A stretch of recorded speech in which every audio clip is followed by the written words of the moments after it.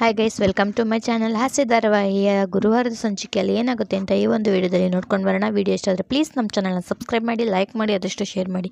Please ನಮಗೆ support ಮಾಡಿ. ನಿಮ್ಮ ಸಪೋರ್ಟು ನಮಗೆ ತುಂಬ ಮುಖ್ಯ. ವಿಡಿಯೋನ ಕೊನೆ ತನಕ ನೋಡಿ. ಶುರುವಿನಲ್ಲಿ ಲಕ್ಕಿ ಅಜ್ಜಿ ಕಾಫಿ ಮಾಡಿಕೊಂಡು ಮೀನಾಗೆ ಬುದ್ಧಿ ಹೇಳ್ತಾ ಇರ್ತಾರೆ. ಅಲ್ಲ ಕಣೆ, ನಿನಗೆ ಯಾಕೆ ನಾನು ಅಷ್ಟು ಹೇಳ್ತಾಯಿದ್ರು ರೂಮ್ ಬೇಡ ಬೇಡ ಅಂತಿದ್ಯಾ? ಅವ್ರ ಮುಂದೆ ನೀನು ಚೀಪಾಗಿ ಬೇಡ ಕಣೆ, ಅನುಸರಿಸ್ಕೊಂಡು ಹೋಗಬೇಕು. ಇಲ್ಲ ಅಂತಲ್ಲ, ಆದರೆ ನಿಮ್ಮ ಅತ್ತೆ ಅಂತ ಅತ್ತೆ ಇರೋ ಮನೇಲಿ ಅದೆಲ್ಲ ನಡೆಸಬಾರ್ದು. ನಿನ್ನ ಸ್ವಾಭಿಮಾನಕ್ಕೆ ಧಕ್ಕೆ ಬರುತ್ತೆ. ಯಾವುದೇ ಕಾರಣಕ್ಕೂ ನಿನ್ನ ಸ್ವಾಭಿಮಾನ ಬಿಟ್ಕೊಡ್ಬೇಡ ಅಂತ ಹೇಳ್ತಾ ಇದ್ರಾಗ ಮೀನು ಹೇಳ್ತಾಳೆ, ಹಾಗೆಲ್ಲ ಏನಿಲ್ಲ ಅಜ್ಜಿ, ಶ್ರುತಿಯವರು ನನ್ನ ಸ್ವಂತ ಅಕ್ಕನ ಥರ ನೋಡ್ತಾರೆ ಅಂತ ಹೇಳಿದ್ರೆ ಅವಳು ಸರಿ ರೋಹಿಣಿ ಅಂತ ಕೇಳಿದ್ರೆ ಲಕ್ಕಿ ಅಜ್ಜಿ, ಅವರು ಹೇಗೆ ಅಂತ ನನಗೆ ಇವತ್ತಿನವರೆಗೂ ಸರಿಯಾಗಿ ಅರ್ಥನೇ ಆಗಿಲ್ಲ ಅಜ್ಜಿ. ಒಂದೊಂದು ಸಲ ಒಂದೊಂದು ಥರ ಇರ್ತಾರೆ, ಏನು ಮಾಡೋದು ಅಂತ ಹೇಳ್ಬಿಟ್ಟು ಕೂತ್ಕೋತಾರೆ.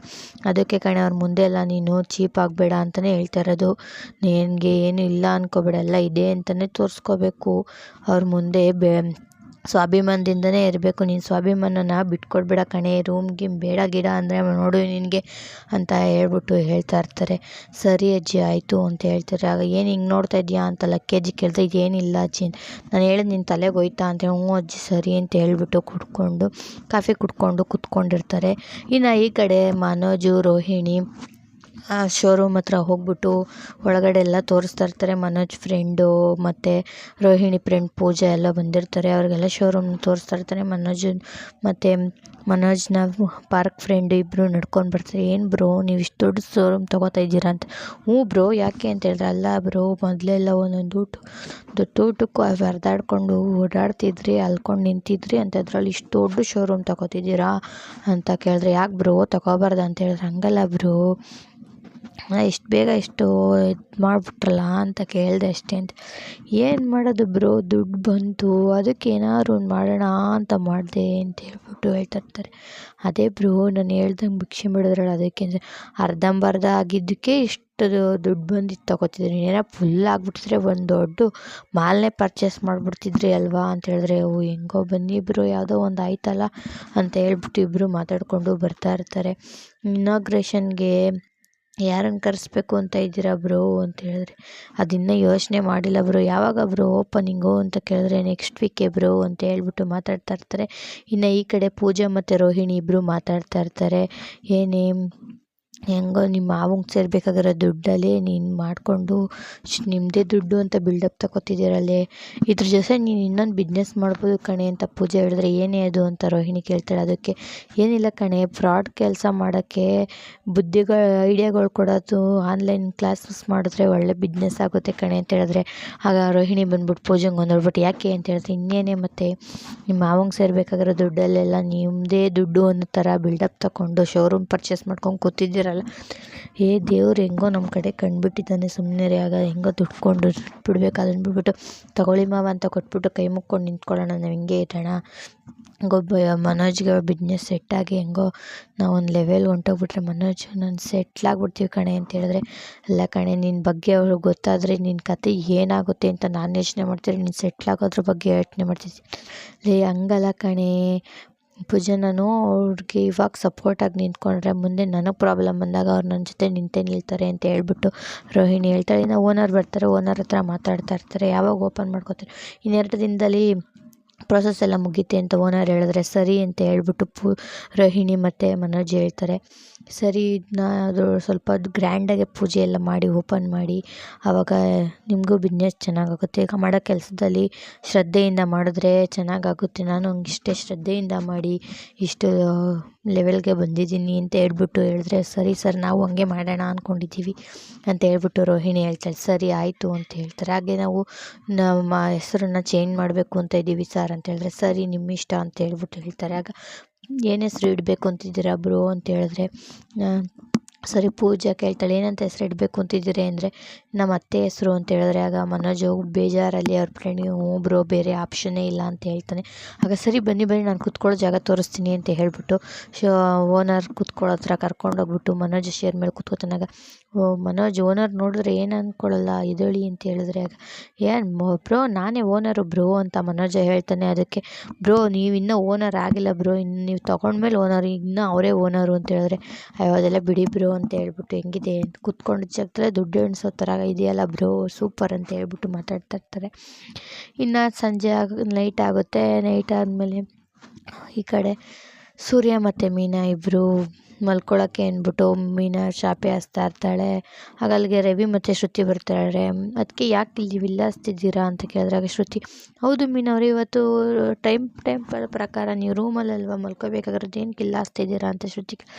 ಇಲ್ಲ ಶ್ರುತಿ, ರೋಹಿಣಿಯವರು ಮತ್ತು ಮನೋಜ್ ಅವರು ಈಚೆನೇ ಬಂದಿಲ್ಲ, ಪಾಪ ಯಾಕೆ ಡಿಸ್ಟರ್ಬ್ ಮಾಡೋದು ಅಂದ್ಬಿಟ್ಟು ನಾ ಇಲ್ಲೇ ಹಾಸ್ಕೊತಾ ಇದ್ದೀವಿ ಮಲ್ಕೊಳ್ಳೋಕ್ಕೆ ಅಂತ ಹೇಳಿದ್ರೆ, ಅದೇ ಮೀನವ್ರೆ ಕರಿಬೇಕು ತಾನೇ ನೀವು, ಬನ್ನಿ ಈಚೆ ಅಂತ, ನೀವು ಮಲ್ಕೊಳ್ಳೋದು ಬಿಟ್ಬಿಟ್ಟು ಎಲ್ಲದಕ್ಕೂ ಸೋಲ್ತಿರಲ್ಲ ಅಂತೇಳಿ.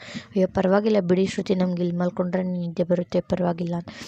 ಅದೆಲ್ಲ ಬೇಡ, ನೀವು ಮೊದಲು ರೂಮ್ಗೆ ಹೋಗಿ ಮಲ್ಕೋಗಿ ಮೀನವ್ರೆ ಅಂತ ಹೇಳ್ಬಿಟ್ಟು ಶ್ರುತಿ ಮತ್ತು ರವಿ ಹೇಳ್ಬಿಟ್ಟು ಗುಡ್ ನೈಟ್ ಮೀನವ್ರೆ, ಹೋಗಿ ಮಲ್ಕೋಗಿ ಅಲ್ಲಿ ಅಂತ ಹೇಳ್ಬಿಟ್ಟು ಹೋಗ್ತಾರೆ. ಇನ್ನು ಅಲ್ಲಿಗೆ ಸೂರ್ಯ ಬರ್ತಾನೆ. ಯಾಕೆ ಇಲ್ಲಿಸ್ತಿದೆ ಅಂದರೆ, ಬಂದರೆ ಇಲ್ಲೇ ಮಲ್ಕೊಳ್ಳೋಣ ಅಂತ ಹೇಳಿದ್ರೆ ಚೆನ್ನಾಗಿ ಗಾಳಿ ಬಿಸ್ತೈತೆ, ನಿದ್ದೆ ಬರ್ತೈತೆ, ಬಂದರೆ ನೀನು ಸುಮ್ಮನೆ ಇರಮ್ಮ, ಇವತ್ತು ರೂಮಲ್ಲಿ ನಾವು ಮಲ್ಕೋಬೇಕು, ಆ ಮೆಂಗ್ಯ ಮತ್ತು ಪೌಡ್ರಮ್ಮ ಇನ್ನೂ ಈಚೆನೇ ಬಂದಿಲ್ಲ, ಇರು ಮಾಡ್ತೀನಿ ಅವ್ರಿಗೆ, ಬಂದ್ರಿ ಬೇಡ ನೀನು ಸುಮ್ಮನೆ ಇರಮ್ಮ ನೀನು ಅಂತ ಹೇಳ್ಬಿಟ್ಟು ಸೂರ್ಯ ಹೋಗಿ ಪೆಂಗ್ಯ ಅಂತ ಕರೆಯೋಕ್ಕೆ ಹೋಗ್ತಾನೆ. ಅಷ್ಟೇ ಹೋಗೋಕ್ಕೆ ಮುಂಚೆ ಅಲ್ಲಿ ಮನೋಜು ಮತ್ತು ರೋಹಿಣಿ ಮನೋಜು ಮಲ್ಕೊಬಿಟ್ಟಿರ್ತಾನೆ, ಆಲೆ ಹಾಸ್ಕೊಂಡು ಎ ಸಿ ಆನ್ ಮಾಡಿಕೊಂಡು ಮಲ್ಕೊಂಡಿರ್ತಾನೆ. ಎ ಸಿಯಲ್ಲಿ ಬೆಡ್ಶೀಟ್ ಹೊತ್ಕೊಂಡು ಮಲ್ಕೊಂಡ್ರೆ ಒಳ್ಳೆ ನಿದ್ದೆ ಬರುತ್ತೆ ರೋಹಿಣಿ, ಸ್ವರ್ಗಕ್ಕೆ ಹೊಂಟೋಗ್ಬೋದು ಅಂತ ಹೇಳಿದ್ರೆ ಆಗ ಮನೋಜ್, ಎ ಸಿಲಿ ಇವತ್ತು ನಮಗೆ ಸ್ವರ್ಗ ಟಿಕೆಟಲ್ಲ, ಇವತ್ತು ನಮ್ಗೆ ನರ್ಕೋ ಟಿಕೆಟು, ನಾವು ಇವತ್ತು ಈಚೆ ಮಲ್ಕೋಬೇಕು ಬನ್ನಿ ಅಂತ.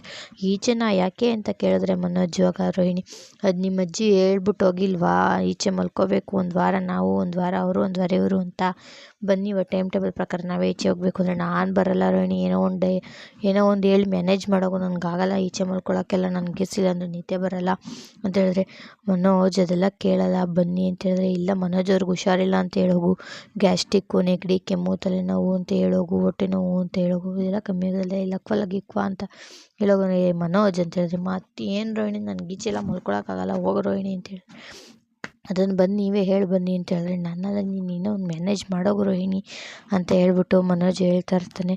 ಯಾವಾಗಲೂ ಎ ಸಿಲೇ ಇರಲ್ವ, ಇವಾಗೂ ಎ ಸಿ ರೂಮೇ ಬೇಕು ಅವ್ರಿಗೆ, ಈಚೆ ಮಲ್ಕೊಳ್ಳಿ ಬಿಡು ಅಂತ ಹೇಳಿದ್ರೆ ಅದೆಲ್ಲ ಕೇಳ್ಬಿಡ್ತಾರ, ಬನ್ನಿ ಇವಾಗ ಒಂದು ವಾರ ಅಲ್ವಾ, ಹೆಂಗೋ ಅಡ್ಜಸ್ಟ್ ಮಾಡ್ಕೊಂಡ್ರಾಯ್ತು ಅಂತ ರೋಹಿಣಿ ಕರೆದ್ರೆ ಆಗಲ್ಲ ಅಂದ್ಬಿಟ್ಟು ಮನೋಜ್ ಅಲ್ಲೇ ಮಲ್ಗಿರ್ತಾನೆ.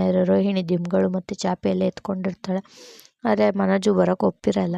ಸೂರ್ಯ ಹೋಗ್ಬಿಟ್ಟು ಬಾಗಿಲು ತಡ್ತಾ ಇರ್ತಾನೆ, ಪೆಂಗ್ಯ ಬಾಗಿಲು ತೆಗಿಯೋ ಅಂತ ಹೇಳ್ಬಿಟ್ಟು ತೆಗಿಸ್ತಾ ಇರ್ತಾನೆ.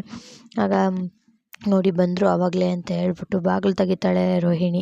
ಬಾಗಿಲು ತೆಗ್ದ್ಬಿಟ್ಟು ಅಲ್ಲಿ ಬಂದರೆ, ಏನು ನಿಮ್ಮದು ಅಂತ ಹೇಳಿದ್ರೆ, ಪೌಡ್ರಮ್ಮ, ಪೆಂಗ್ಯ ಯಾಕೋ ಇನ್ನೂ ಇಲ್ಲೇ ಇದ್ದೀರಿ, ಇವತ್ತು ನಾವು ಮಲ್ಕೋಬೇಕು ಅಂತ ಬಂದು ಈಚೆ ಮಲ್ಕೊಳ್ರು ಅಂತ ಹೇಳಿದ್ರೆ ಆಗ ಮನೋಜ, ಏನೋ ನಿಂದು, ನಾವು ಬರಲ್ಲ ಕಣೋ, ನಾವು ಇಲ್ಲೇ ಮಲ್ಕೊಳ್ಳೋದು, ಹೋಗೋ ಅಂತ ಹೇಳಿದ್ರೆ, ಅದು ಹೆಂಗೋ ಮಲ್ಕೊಬಿಡ್ತೀಯ ನೀನು ಅಂತ ಹೇಳ್ಬಿಟ್ಟು ಹೇಳ್ತಾ ಇರ್ತಾರೆ. ಆಗ ಅಷ್ಟರಲ್ಲಿ ಅಲ್ಲಿಗೆ ರಂಗನಾಥ್ ಮತ್ತು ಲಕ್ಕೇಜಿ ಬರ್ತಾರೆ. ಏನರ ನಿಮ್ಮದು ಇಷ್ಟೊತ್ತಲ್ಲಿ ಗಲಾಟೆ ಅಂದರೆ, ನೋಡಪ್ಪ ನಮ್ಮ ಮಲಗಿರೋನ ಬಾಗಿಲು ತಟ್ಟು ಎದ್ದೊಳಿಸ್ತಿದ್ದಾನೆ ಅವನು, ನಿದ್ದೆ ಬಂದಿದ್ದರೆ ಮಲ್ಕೊಂಡಿದ್ರೆ ಅಂತ ಹೇಳಿದ್ರೆ ಆಗ ಲಕ್ಕೇಜಿ, ಅದು ಹೆಂಗೋ ಹೋಗಿ ನಿನ್ನ ರೂಮಲ್ಲಿ ನೀನು ಮಲ್ಕೊಬಿಟ್ಟೆ, ಇವತ್ತು ಮೀನ ಸೂರ್ಯ ಅಲ್ಲಿ ಮಲ್ಕೋಬೇಕು ಅಂತ ಹೇಳಿಲ್ವ ನಾನು, ಅದು ಹೆಂಗೋ ಹೋಗಿ ಮಲ್ಕೊಬಿಟ್ಟೆ ನೀನು ಅಂತ ಹೇಳಿದ್ರೆ ಆಗ ಲಕ್ಕಿನ ಹಂಗಲ್ಲಿ ಈಚೆ ನಿದ್ದೆ ಬರಲ್ಲ ಲಕ್ಕಿ, ಶೆಕೆ, ಅದಕ್ಕೆ ಒಳಗಡೆ ಮಲ್ಕೋತಿದ್ದೀನಿ ಅಂತ ಹೇಳಿದ್ರೆ ಆಗ ಶ್ರುತಿ, ಹಾಗಾದರೆ ನಮ್ಮಮ್ಮಂಗೆ ಇವಾಗಲೇ ಫೋನ್ ಮಾಡಿಬಿಡ್ಲಾ, ಎ ಸಿ ತಂದು ಕೊಟ್ಬಿಡ್ತಾರೆ ಅಂತ ಹೇಳಿದ್ರೆ ಶ್ರುತಿ, ಅದೆಲ್ಲ ಚೆನ್ನಾಗಿರಲ್ಲ ಸುಮ್ಮನೆ ಇರು ಅಂದರೆ, ಏನು ಚೆನ್ನಾಗಿರಲ್ಲ ರವಿ ಅಂತ ಕೇಳಿದ್ರೆ ಆಗ ರಂಗನಾಥ್ ಅವರು, ಚೆನ್ನಾಗಿರಲ್ಲ ಅಮ್ಮ ಹಂಗೆಲ್ಲ, ನಮ್ಮ ಮನೇಲಿ ಎ ಸಿ ಇಲ್ಲ, ನೀವು ಎ ಸಿ ಹಾಕ್ಸ್ಕೊಡಿ ಅಂತ ಕೇಳೋಕ್ಕಾಗುತ್ತಾ, ನಾನೊಂದು ಊಟಕ್ಕೆ ಒಂದು ಇಡೀ ಅನ್ನಕ್ಕೂ ಕೂಡ ಇನ್ನೊಬ್ಬರ ಹತ್ರ ಕೈ ಚಾಚ್ತಾನಲ್ಲ ನಾನು ಅಂತ ಹೇಳ್ತಾರೆ.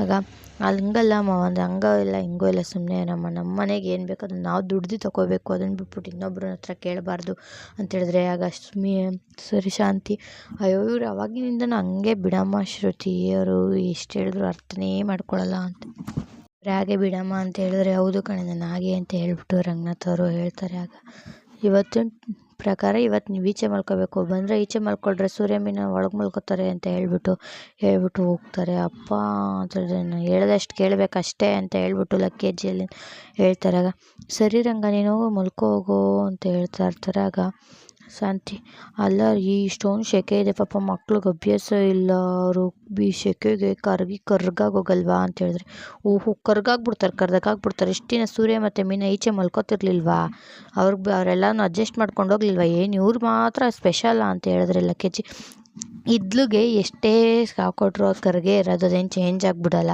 ಅವ್ರಿಗೆ ಎಲ್ಲ ಅಭ್ಯಾಸ ಇದೆ ಬಿಡಿ ಅಂತ ಹೇಳಿದ್ರೆ, ನೋಡ್ದ ಮೀನಾ ನಿನ್ನ ಬಗ್ಗೆ ಎಷ್ಟು ಪ್ರೀತಿ ಇದೆ ಸಕ್ಕರೆ ಬೈಲಿಗೆ ನೋಡ್ತಾ ಇದ್ದೀನಿ ರೀ ಅತ್ತೆಗೆ ನನ್ನ ಮೇಲೆ ಎಷ್ಟು ಪ್ರೀತಿ ಇದೆ ಅಂತ ಅಂದರೆ, ಈ ಮಾತಿಗೇನು ಕಮ್ಮಿ ಇಲ್ಲ ಚಿತ್ರ ಬಿತ್ತಿ ಅಂತ ಹೇಳಿದ್ರೆ, ಬಾಯಿ ಮುಚ್ಚೆ ನೀನು ಇಲ್ದಿರೋ ಮಾತುಗಳನ್ನ ಆಡಬೇಡ ಇನ್ನೊಬ್ರ ಬಗ್ಗೆ, ಏನೇ ನೀನು ಮಾತಾಡಿದ್ರೆ ಬಾಯಿ ಮುಚ್ಕೊಂಡು ನಿಂತ್ಕೊಳ್ಳೆ ಅಲ್ಲಿ ಅಂತ ಹೇಳ್ಬಿಟ್ಟು ಲಕ್ಕೇಜ್ ಹೇಳ್ತಾರೆ. ಈಗ ಸಾಕು ಮಾತುಗಳು, ಹೋಗಿ ಮಲ್ಕೋಗ್ರಿ ಅಂತ ಹೇಳ್ಬಿಟ್ಟು ಹೇಳ್ತಾರೆ. ಇನ್ನು ಅದ್ರಂಗ ಸರಿ ನೀನು ಹೋಗಿ ಮಲ್ಕೋಗು ಅಂತ ಹೇಳ್ಬಿಟ್ಟು ಹೇಳ್ತಾರೆ. ಸರಿ ಅಮ್ಮ ನೀನು ಮಲ್ಕೊ ನಡಿ ಅಂತ ಹೇಳ್ಬಿಟ್ಟು ಎಲ್ಲ ಅಲ್ಲಿಂದ ಹೋಗ್ತಾರೆ. ಇನ್ನು ಸೂರ್ಯ ಮತ್ತು ಮೀನಾ ರೂಮ್ಗೆ ಹೋಗಿ ಮಲ್ಕೋತಾರೆ. ಮನೋಜ ಈಚೆ ಮಲ್ಕೊಳಕ್ಕಾಗ್ದಿರ ಒಂದಾದ್ಮೇಲೆ ಒಂದು ಅದು ಕೊಡು ಇದು ಕೊಡು ಅನ್ನೋದು ಇದು ಇಂಥ ರೂಮ್ಗೆ ಹೋಗಿ ಇಸ್ಕೊಬರ್ತಾನೆ ಇರ್ತಾನೆ.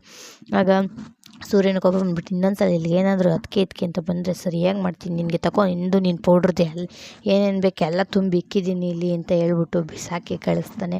ಇನ್ನು ರೂಮಲ್ಲಿ ಮಲ್ಕೋಬೇಕಾದ್ರೆ ಮೀನ ಕೆಳಗಡೆ ಚಾಪೆ ಯಾಕೆ ಕೆಳಗಡೆ ಚಾಪೆ ಹಚ್ತಿದ್ಯಾ, ಬಾ ಮೇಲ್ಗಡೆ ಮಲ್ಕೋ ಅಂತ ಹೇಳಿದ್ರೆ, ಇಲ್ಲ ರೀ ಅಜ್ಜಿ ನಮ್ಮ ರೂಮಾ ಇದು ಅವ್ರ ರೂಮು, ನಾವು ಹೆಂಗೆ ಅದ್ರ ಮೇಲೆ ಮಲ್ಕೊಳ್ಳೋದು, ನಮ್ಮ ಬೇಟ, ನಾನು ಕೆಳಗಡೆನೇ ಮಲ್ಕೋತೀನಿ, ನೀವು ಪರವಾಗಿಲ್ಲ ಮೇಲೆ ಮಲ್ಕೋಗಿ ಅಂತ ಹೇಳಿದ್ರೆ, ಯಾಕೆ ನಾವು ಹೆಂಚದ ಮೇಲೆ ಮಲ್ಕೋಬೇಕಂತಲ್ವ ಬಂದಿರೋದು, ಏನು ಕೆಳಗೆ ಮಲ್ಕೋಬೇಕು ಬಾರೆ ಅಂತ ಹೇಳಿದ್ರೆ, ಇಲ್ಲ ರೀ ಪರವಾಗಿಲ್ಲ ಅಂತ ಹೇಳ್ಬಿಟ್ಟು ಮೀನ ಕೆಳಗೆ ಮಲ್ಕೋತಿರ್ತಾಳೆ.